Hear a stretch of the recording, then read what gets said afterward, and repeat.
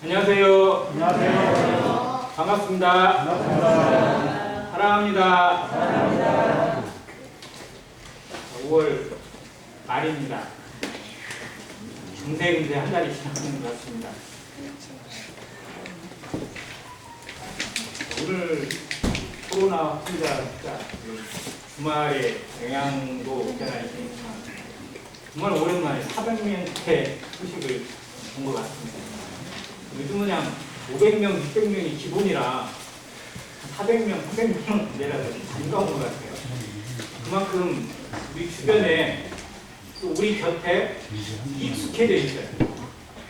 이제는 뭐 한 500명 확진자 나왔다고 해도 국민들의 마음이 그냥 그러려니 하고 이렇게 지나갑니다. 근데 정말 두려워야 될 것은 이 코로나는 끝이 아니라는 겁니다. 어떻게 보면 재난의 시작이고 하나님의 경고의 시작이라는 사실을 늘 기억하고 이 뒤에 뭐가 있을지, 이 뒤에 하나님의 또 다른 어떤 뜻이 올지 항상 기억하고 준비하는 성도가 되시기를 간절히 바랍니다. 기도해야 합니다. 정말 준비해야 합니다. 그리고 간절한 마음으로 영혼들을 찾고 그들에게 전하고 또 그들이 구원받을 수 있는 기회를 계속 만들어 가야 될 것 같습니다. 그 마음으로 오늘 하나님의 말씀이 전달되어지고 또 모든 영혼들이 이 말씀 앞에 굴복하는 한 시간이 되기를 간절히 바랍니다. 창세기 4장 보겠습니다.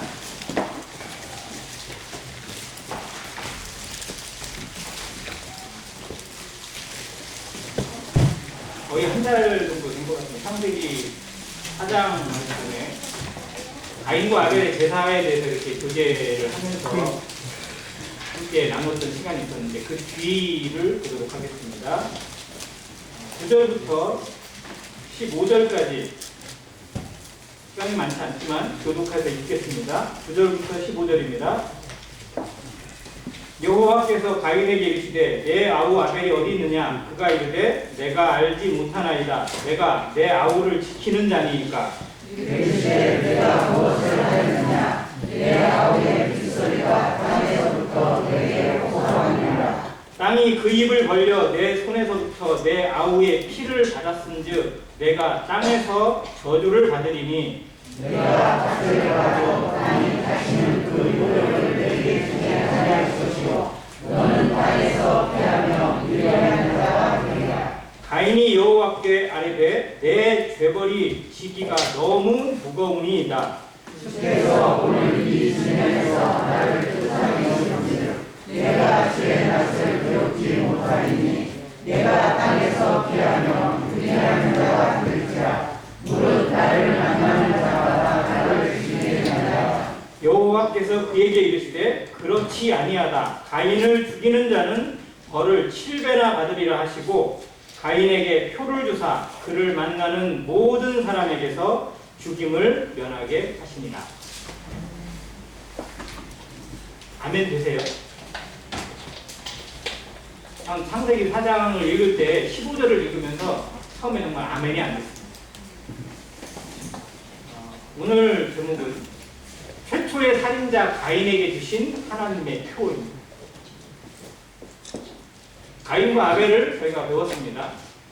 가인은 자기의 생각대로 살아간 사람이었고 아벨은 하나님 앞에 나아가기를 힘쓰던 의인이었습니다. 그래서 삶의 방식이 달랐고 하나님께 나아가는 방향이 달랐어요. 아벨은 하나님의 뜻을 쫓아서 하나님의 계시를 쫓아서 짐승을 잡아서 양을 잡아서 그 양과 기름으로 하나님께 제사를 드렸지만 가인은 자기가 하던 대로 자기 방식대로 땅의 소산물로 제사를 드렸습니다. 또 하나님은 아벨의 제사는 받으셨지만 가인과 그 제사는 받지 않으셨습니다. 그리고 그 사실을 깨달은 가인이 회개하거나 자기의 잘못을 돌아보지 않고 오히려 얼굴이 붉어지고 화가 나고 분노가 치밀어서 하나님을 향해서 안색이 변했습니다. 이게 죄의 모습입니다.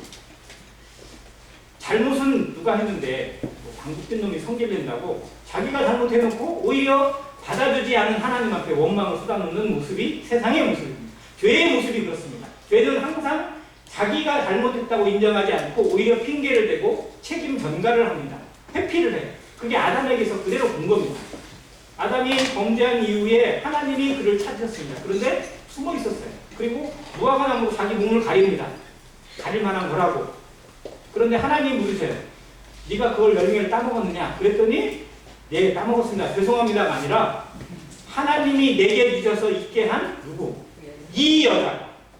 정말 그전만 해도 막 뼈 중에 뼈요, 살 중에 살이라고 막 그렇게 칭찬하고 아끼던 그 아내를 향해서 뭐라고 해요? 이 여자. 내게 주어서 내가 먹었습니다. 즉 책임 전가를 하고 회피를 변명하는 거예요. 죄의 특징입니다. 죄는 자기 자신이 잘못했다고 인정하기보다는 어떻게든 회피하려고 해요. 피해가려고 해요. 이 죄인의 본성입니다. 나가 이렇게 된 건 어쩔 수 없이 그렇게 된 거라. 세상 탓하고 남 탓하고 누구 탓하고 내가 잘못된 건 누구 탓? 조상 탓. 그리고 내가 잘하면 누구 탓? 내 탓. 이렇게 얘기합니다. 이게 죄의 특징이라니까요. 아담이 그대로 그걸 보여줬어요. 여자에게 묻습니다. 여자 너 왜 그랬냐 그랬더니 뱀 핑계 대는 거예요. 뱀이 나를 속여서 이렇게 했다. 결국은 책임을 전가하는 모습이 죄의 모습입니다. 그런데 이 가인의 시대에 와서는 이 책임 전가가 머물지 않고 오히려 그걸 화를 내요. 더 성질을 내요. 죄가 한 단계 성장하는 모습입니다. 그리고 거기에 위험성이 그대로 노출되어서 하나님이 그에게 경고하셨습니다. 죄가 너를 네 문 앞에 엎드려 있다. 죄가 문에 엎드려 있습니다. 죄가 기회를 보고 있고 틈을 타고 있고 엿보고 있습니다. 죄는 언제든지 기회만 되면 인생을 집어삼킬 준비를 하고 있는 맹수와 같습니다. 우리를 집어삼키고 우리 마음을 빼앗고 우리의 중심을 하나님에게서 빼앗가고 우리가 하나님 앞에 돌아가는 것, 하나님 앞에 나아가는 것 자체를 어떻게든 철저히 틀어막고 있는 것이 죄의 능력입니다. 그리고 죄에 노출된 인생은 이제 하나님이 안 보이는 거예요.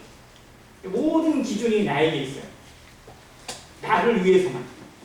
선악을 알게 하는 것이 하나님이 주시는 기준에서 선과 악이 구분돼야 돼요. 이게 우주의 진리입니다. 질서예요.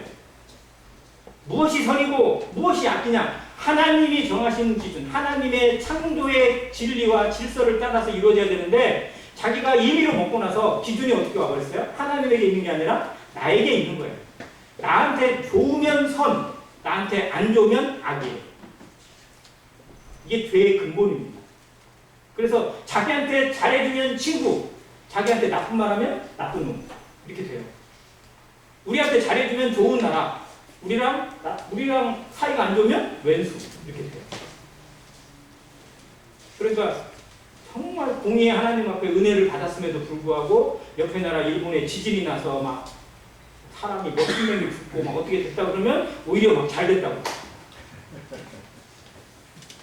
우리 어쩔 수 없어요. 안 그러세요? 한일전 축구를 해요. 그러면 우리나라가 반칙을 한 거는 정당한 거고 일본이 반칙을 하면 때려 죽입니다. 이렇게 된다니까요. 기준이 나에게 있으니까 어쩔 수가 없는 거예요. 하나님에게 돌리지 못하면 이 수준을 벗어날 수가 없어요. 그래서 그 안에서는 나름대로 착한 것 같고 나름대로 괜찮은 것 같아도 하나님의 기준에서 보면 쓸데없고 아무 가치가 없는 죄인의 모습으로 드러날 수밖에 없어요. 그게 나라는 사실을 알아야 합니다. 그래서 정말 내가 나를 위해서만 살아가고 내 생각만 하고 이기적으로 살아가는 모습 자체가 죄라는 것을 하나님 앞에 깨달아야 돼요. 근데 가인은 깨닫지 않습니다. 이걸 버리지 않아요. 하나님은 기회를 주셨지만 끝내 버리지 않고 결국 어떻게 해요? 자기 동생한테 얘기를 해요. 야, 우리 거기 가자.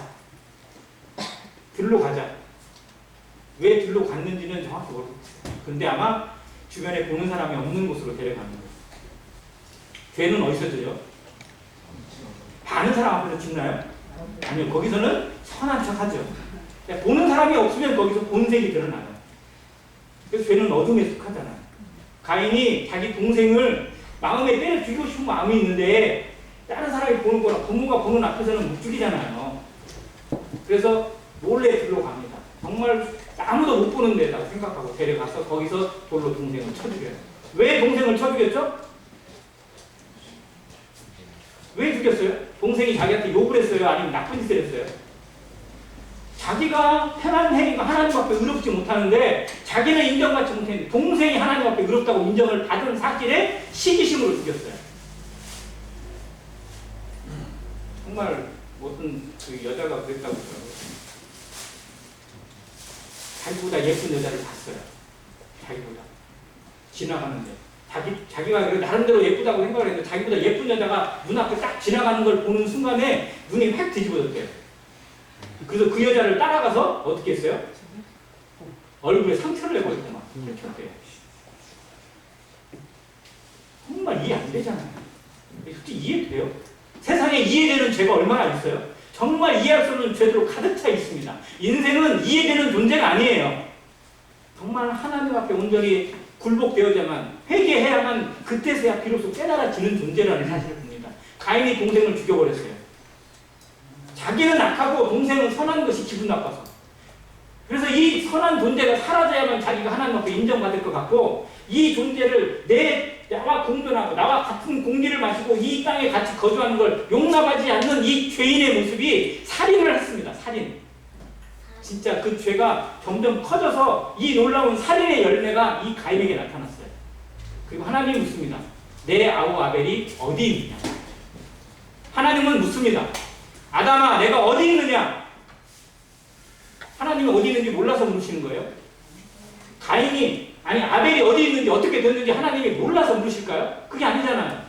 그 기회를 주시는 거예요. 생각하라는 겁니다. 하나님의 음성, 하나님의 말씀은 자기 인생을 돌아보고 내가 하나님 앞에 어떻게 살았는지를 생각해 보라고 주시는 말씀이에요.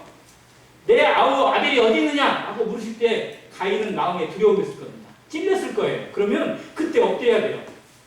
정말 내가 네 시기심을 못 이겨서 이 죄를 못 이겨서 내 동생을 쳐 죽이고 말았습니다. 정말 잘못했습니다. 죄송합니다. 이렇게 해야 하는 게 당연한데 뭐라고 얘기를 해요? 가인이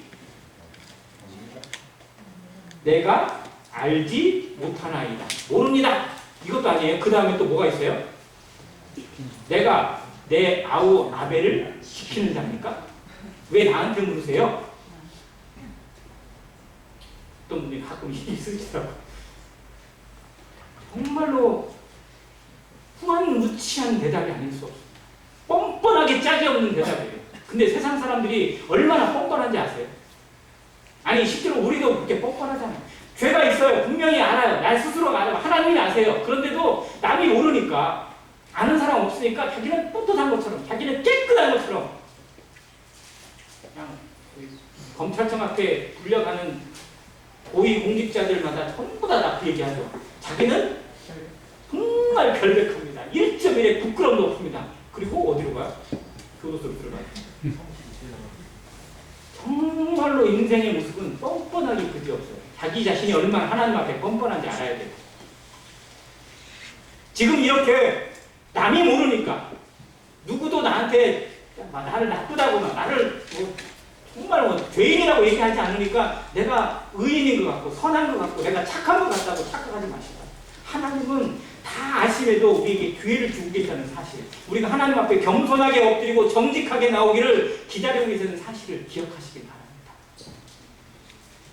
하나님은 결론을 내리세요. 내가 무엇을 하였느냐? 내 아우의 핏소리가 땅에서부터 내게 소환합니다. 하나님은 그 모든 인류가 범한 죄를요, 하나님 다 아세요. 이 아시는 것이 얼마나 괴로운지 아세요? 차라리 모르면 속편해요. 근데 자식이 또 한 10명 둔 부모가 있어요. 저기 황산 모임에 있는 김영재님은 14명을 더 말할 것도 없는데 10명 자식을 뒀는데 10명의 행한 일들이나 속속들이 부모가 웬만큼 알까요? 모를까요? 아예 모를까요? 웬만큼 알아요. 근데 알면서도 속아줘야 되고 알면서도 모른 채 해야 돼요. 이게 괴로운 거 아니에요? 그냥 아는 대로 막 자꾸 툭툭하고 막 다 매질하고 그러면 정말 그 집안 난리 나겠죠. 근데 부모의 입장에서는 좀 나아지겠지 하면서 참아주고 기다려주고 이렇게 해요. 자식 하나 키우는 것도 얼마나 어려운지 아시잖아요. 그런데 하나님은 모든 인생이 범하는 거짓과 모든 것들을 참으신단 말이에요. 나 하나만 참아내시는 것도 정말 하나님 앞에 견딜 수 없는 일일 텐데 그 인생들이 행하는 범죄와 모든 것들을 이 세상이 그렇게 죄로 물들고 타락된 것들도 하나님이 참고 구원의 길을 내시고 기다리고 계시다는 사실, 그게 하나님의 마음이라는 사실을 기억하시기 바랍니다. 하나님은 오늘도 참아내셨어요. 오늘도 참고 기다리십니다. 왜요? 한 영혼이 구원받고 한 영혼이라도 하나님께 돌아와서 한 성도라도 제대로 하나님 앞에 살아갈 수 있는 기회를 주시기 위해서 그 악을, 그 거짓을, 그 더러움을 참고 계시는 하나님의 마음, 하나님은 죄가 들어갈 수 없어요. 죄와 도저히 공존할 수가 없는 분이세요. 그런데 그 죄인들을 참고 계시는 사실에 정말 우리 엎드려야 됩니다. 겸손해야 됩니다. 정직해야 돼요. 정말 성도야말로 이것에 대해서 간절한 마음으로 하나님 앞에 자백하고 우리에게 정말 더 이상 악이 없기를, 우리에게도 더 이상 죄가 틈을 타지 못하도록 우리 자신을 지킬 수 있도록 기도하시길 바랍니다.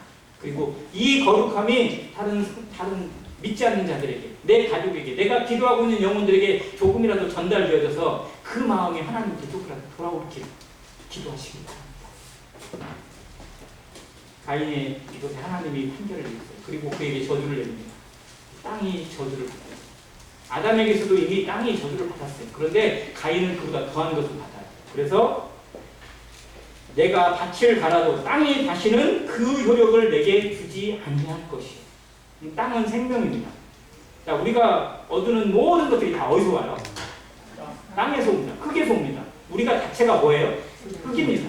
너는 흙이니 흙으로 돌아갈 것이라고 했어요. 그런데 그 흙이, 그 땅이 다시는 내게 효력을 주지 아니한다는 거예요. 너는 기회가 없다는 거예요. 너에게 더 이상 이제 하나님 앞에 돌아갈 수 있는 기회 자체를 너는 스스로 박탈했고 스스로 걷어찬 것이다 라고 심판을 내리는 겁니다. 너는 땅에서 유리하는 자가 될 것이다.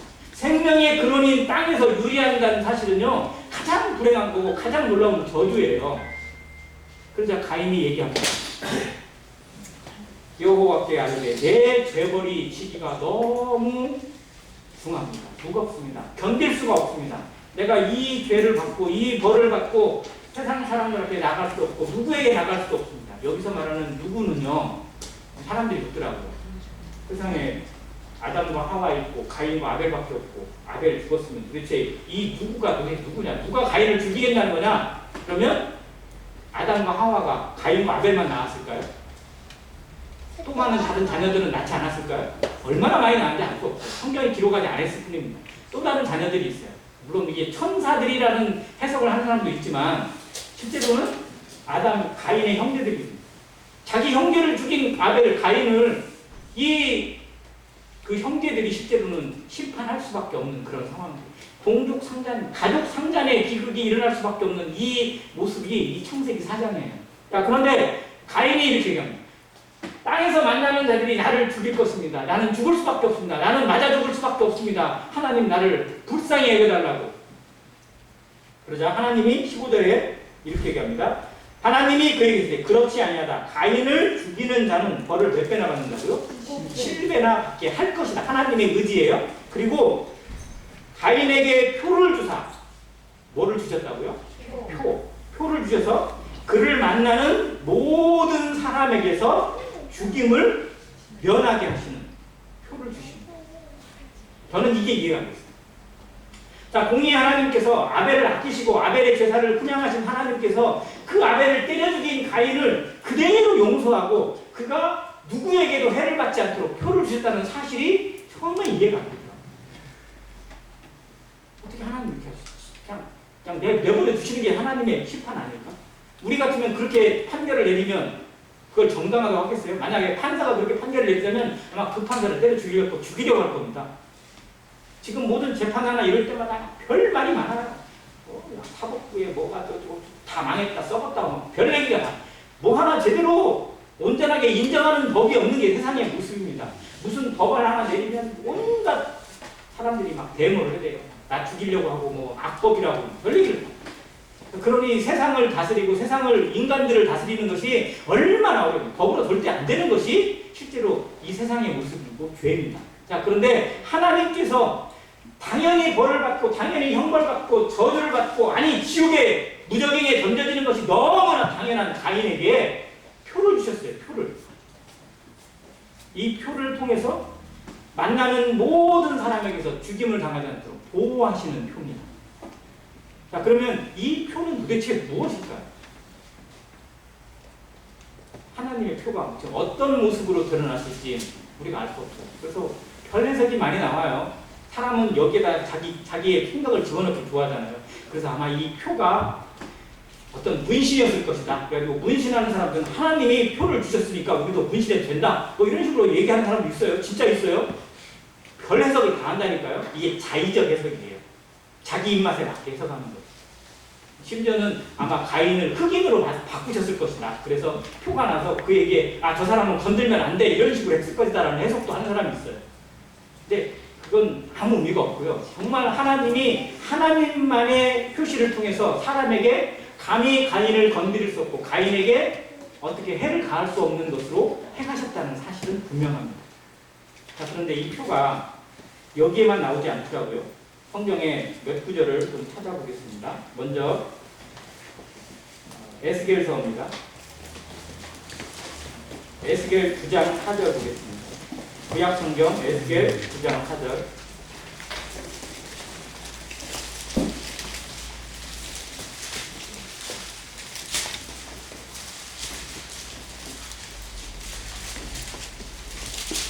(1160페이지입니다)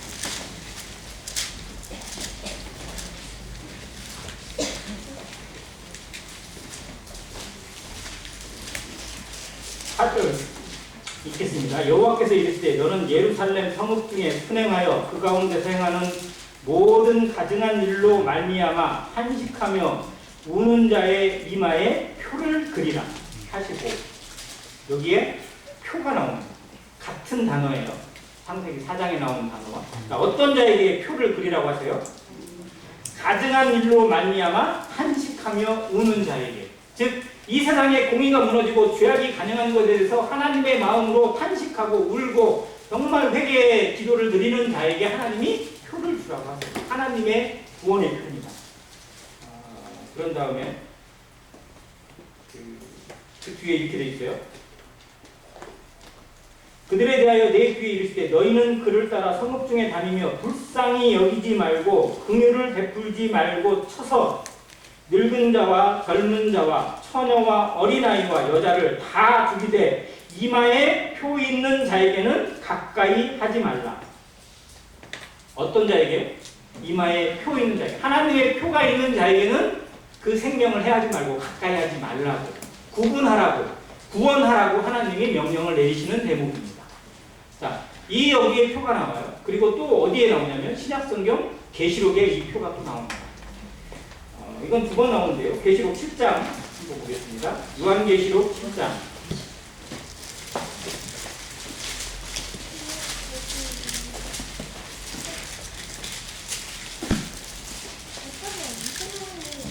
(7장)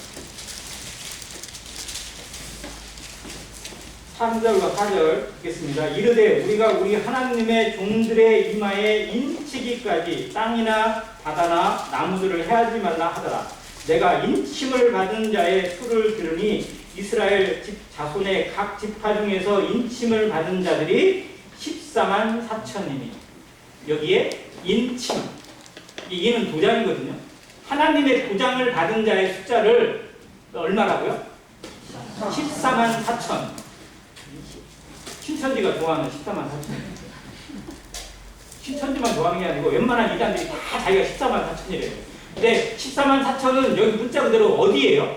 이스라엘 지파예요. 즉 지금은 구원받지 못하고 지금은 하나님의 뜻에 어긋났지만 진실로 깨닫고 회개한 이스라엘 민족이 이 마지막 때에 회개하고 온 세상에 다니면서 복음을 전하게 될 숫자가 얼마라고요? 14만 4천이라고 말씀해 주시는 거예요. 그들이 하나님의 도장을 맞았다, 인맞았다고 성경에 기록하고 있습니다. 그리고 역시 또 뒤에 또 이 인맞은 자 이스라엘에 대해서 또 보여주는 말씀이 있습니다.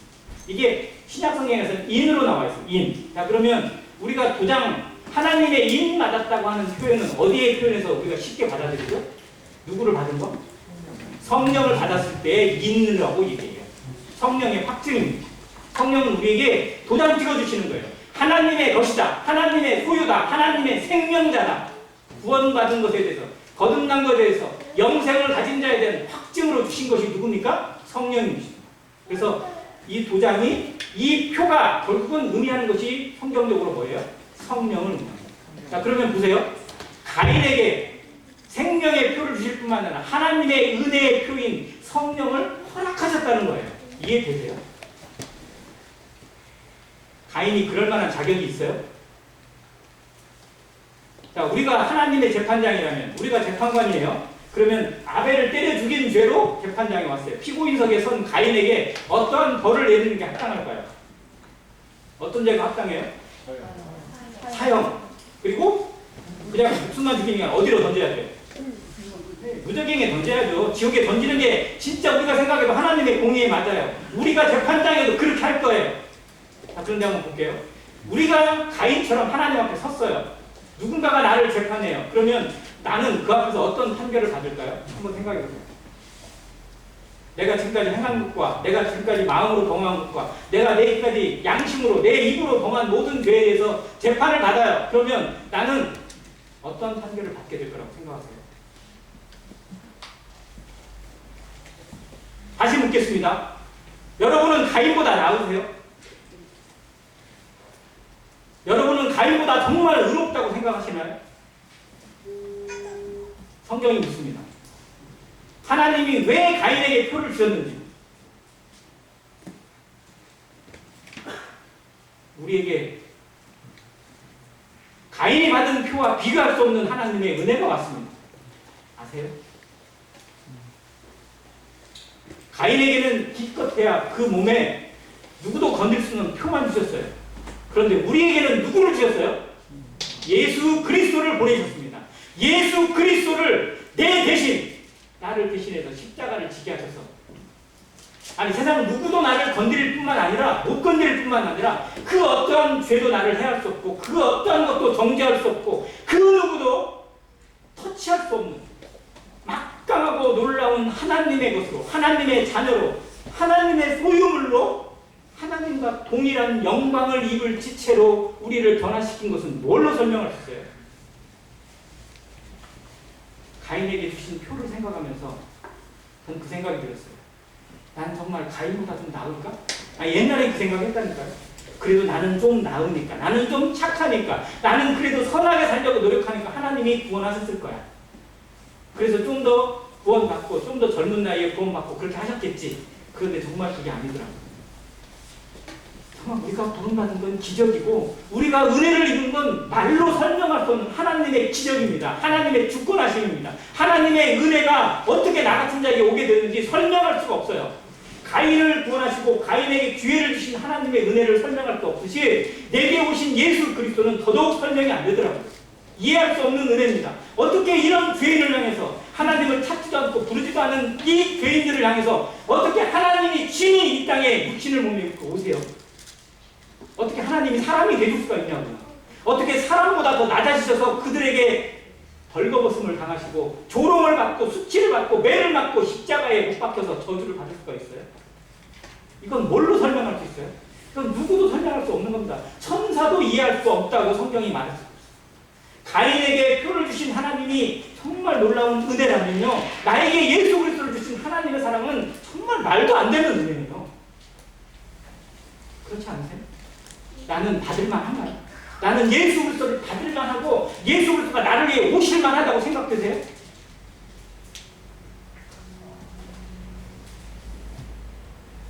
그리스도의 은혜를 깨닫는 모든 성도들이 감동하고 그 앞에 엎드릴 수밖에 없는 이유는 어떻게 나 같은 자에게 하나님이 이런 은혜를 주셨는가 하는 겁니다.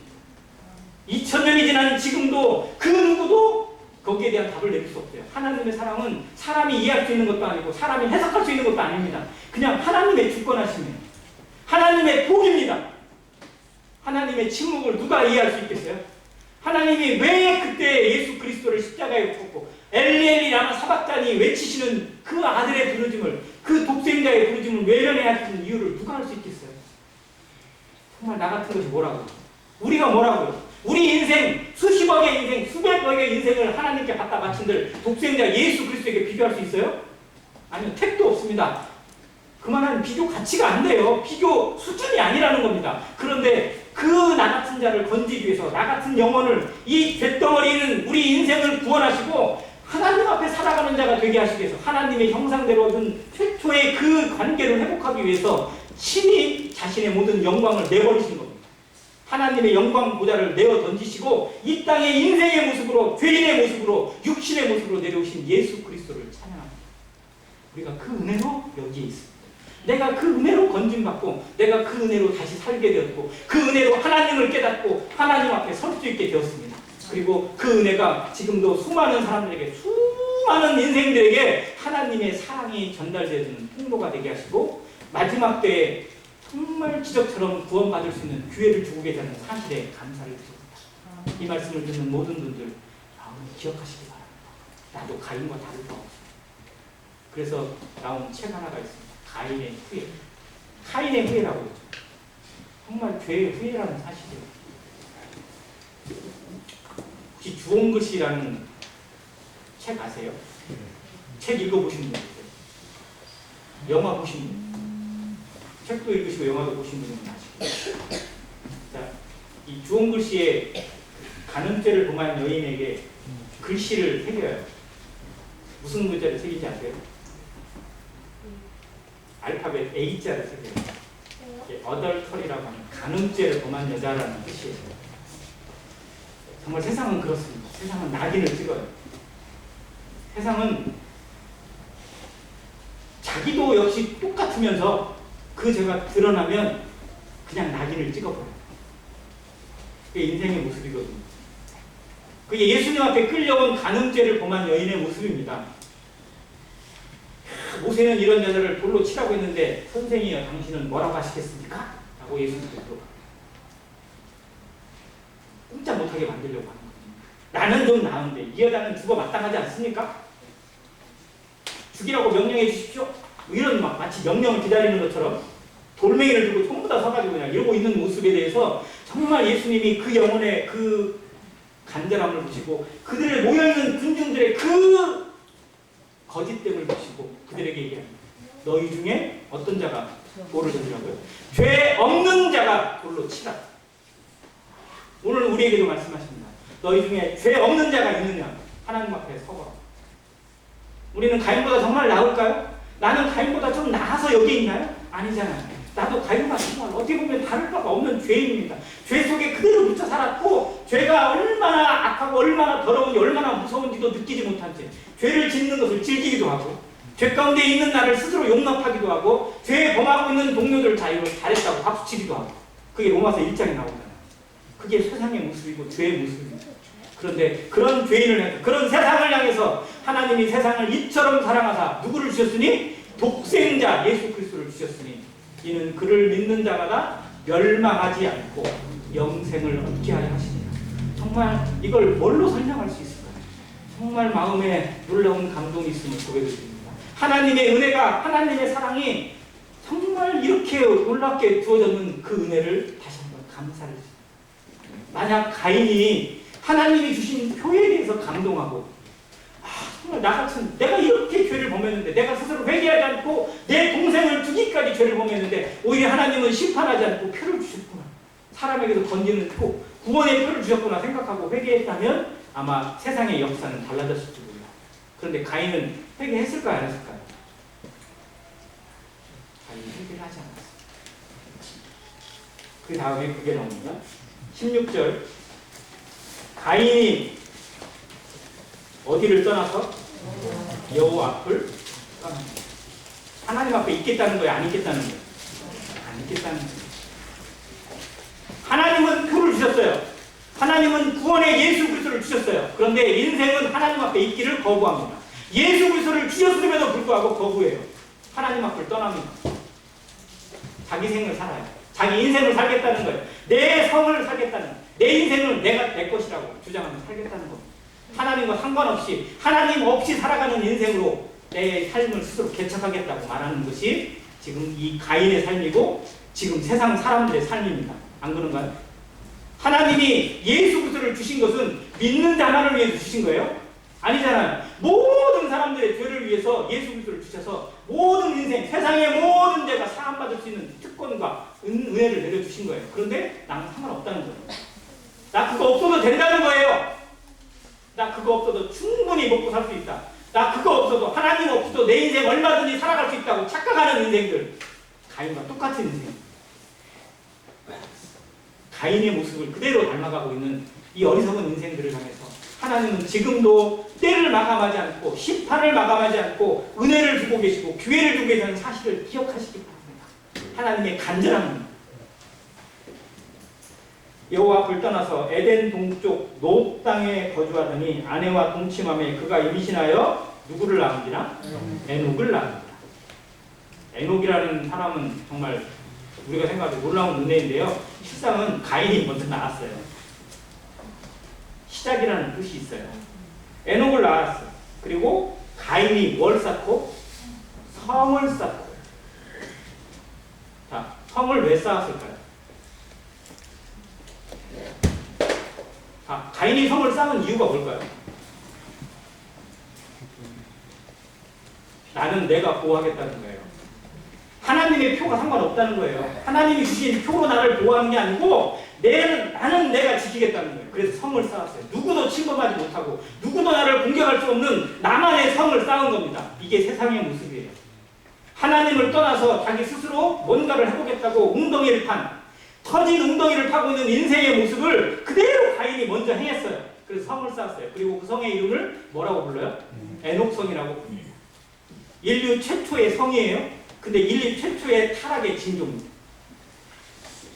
지금 얼마나 많은 사람들이 자기의 성을 쌓고 있는지 보세요. 돈으로 성을 쌓고 지혜와 명예로 지식으로 그리고 권력으로 성을 쌓습니다. 그러면 튼튼하다고 생각해요. 그러면 안전하다고 생각을 합니다. 착각입니다. 하나님을 떠나서 하나님의 은혜가 아니고 인생이 살아갈 수 있는 구원할 수 있는 길은 있어요? 없어요? 없습니다.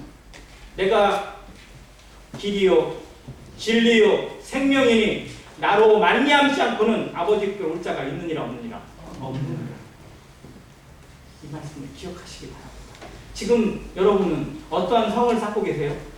하나님 없이도 될 것 같고 하나님 없이 지금까지도 잘 살아왔는데 앞으로도 그러겠지? 라고 생각하지 마세요. 지금까지 하나님이 용납하셨다면 그건 은혜입니다. 하나님이 우리 인생을 거둬가지 않고 지금도 복음을 듣고 말씀을 들을 수 있고 하나님 앞에 돌아올 수 있는 기회를 주는 것이 은혜라는 사실을 기억하시고 돌아오시기 바랍니다. 지금이 구원받을 만한 때요. 지금은 은혜의 날입니다. 지금이 아니면 우리는 다시 기회가 없을 수도 있어요. 이 말씀을 기억하시고 모두 다 하나님 앞에 돌아오고 하나님의 그 은혜와 사랑을 깨닫고 하나님께 온전하게 회개하기를 간절히 바랍니다. 또한 성도들도 마찬가지입니다. 성도들이 구원받고도 가인처럼 살아가는 부끄러운 성도들이 있을 수 있어요. 하나님의 이름으로 구원받고 하나님의 이름으로 산다고 하면서도 역시 자기의 성을 만들 수 있고 자기만의 영역과 테두리를 자랑할 수 있다는 사실입니다. 지금 얼마나 많은 성도들이 이 재물로 인해서 권력으로 인해서 명예로 인해서 타락의 길을 갖고 있는지 알 수 없어요. 기독교가 왜 타락했어요? 돈 때문에 타락했어요. 명예 때문에 권력 때문에 타락했어요. 얼마나 많은 교회가 싸움으로 일관하고 있고 돈 때문에 갈라지고 있고 정말 말도 못하는 일들이 교회 안에서 실제로 내가 봤을 때 교회가 아니죠. 그런 일들이 얼마나 자행되고 있는지 봅니다. 성도 안에도 우리 안에도 가인이 쌓은 성과 같은 우상들이 있을 수 있다는 사실을 기억하시기 바랍니다. 이것을 버리는 것, 이걸 내려놓는 것이 진정한 신앙의 시작이요 진정한 구원의 시작이요 성화의 삶의 기초라고 저는 믿습니다. 이 사실을 기억하고 정말 믿는 성도들은 의인 아벨의 길을 다시 한번 묵상하시기 바랍니다. 하나님이 죽은 아벨을 대신해서 하나님을 대신하고 하나님의 역사를 살아갈 수 있는 셋을 다시 주셨어요. 하나님은 끝없이 주십니다. 끝없이 기회를 주시고 또 다시 참고 우리를 기다리십니다. 우리가 좀 더 하나님 앞에 가까이 가는, 하나님과 동행하고 하나님과 함께 일하고 이 안의 교회가 하나님 안에서 더욱더 순종되어져서 하나님의 마음에 합한 자로 하나님의 뜻에 확신하는 자, 합력하여 선을 이루는 그런 교회가 되기를 지금도 기다리고 계시고 지금도 손꼽아 기다리고 계시고 손꼽아 기대를 꺾지 않고 계시는 하나님의 마음을 다시 한번 기억하시기 바랍니다. 우리에게 오늘이 있다는 사실, 우리에게 내일이 주어질지도 알 수 없지만 그렇게 시간을 주시고 기회를 주시는 하나님의 마음이 어떠한지를 느끼는 성도가 되시기 바랍니다. 구원받지 못한 영혼들, 이 가인처럼 되지 않기를 간절히 요청을 드립니다. 간절히 바랍니다. 하나님 앞에 나의 인생을 다시 한번 돌아보시고 지금 엎드시기 바랍니다. 지금 회개하시기 바랍니다. 우리가 살 수 있는 길, 우리가 진정한 하나님과 동행하고 인생의 참된 행복을 누릴 수 있는 길이 어디에 있는지 하나님께 다시 돌아가는 것만이 우리 인생의 진정한 은혜요 구원의 길이라는 사실을 마음에 기억하시길 간절히 바랍니다. 기도하겠습니다. 여전 하나님, 시기심으로 동생을 죽인 죄인 가인에게 하나님이 표를 주신 이유를 전에는 알지 못했습니다. 그러나 돌이켜보면 나와 같은 자를 살리시기 위하여 예수 그리스도를 주신 이 놀라운 은혜로 이 말씀을 다시 한번 보게 되었음을 감사를 드립니다.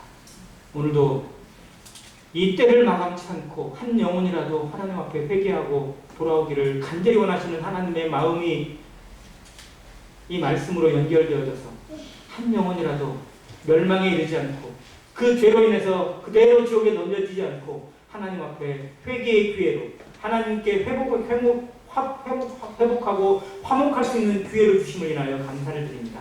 또한 성도의 삶에도 이 마지막 시대에 하나님의 놀라운 빛과 소금의 역할을 다할 수 있는 이 때를 주시고 하나님 앞에 놀라운 상급과 면류관을 얻을 수 있는 은혜를 내려주심을 인하여 감사를 드립니다.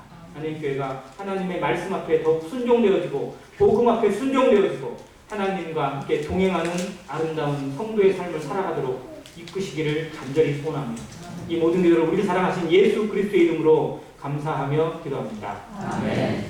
감사합니다.